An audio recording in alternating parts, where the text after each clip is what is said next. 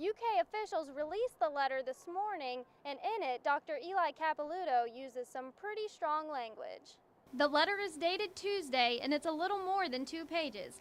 In it, Capilouto expresses some frustration about the way things have been handled. He writes, "I am disappointed that you and others associated with the project have chosen to privately and publicly criticize the University of Kentucky." Capilouto says UK's portion of the financial package has been firm since October, but the other part shifted several times, often, he says, without any perceptible due diligence. Capilouto tells Rice, "It is very difficult to partner such an enormous project when the financing story changes so often." Capilouto also expressed frustration about details the Lexington Center Corporation released to the Lexington Herald-Leader.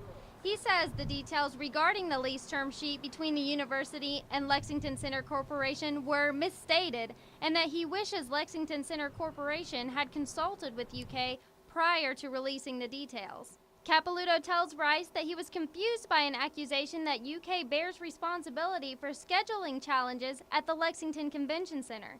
He says, "The uncertainty created for potential visitors to Lexington, and consequently for the business community, is a product of your inability to maintain your express timeline." Capilouto also addresses concerns over how much private money the project could raise through Team Rupp memberships.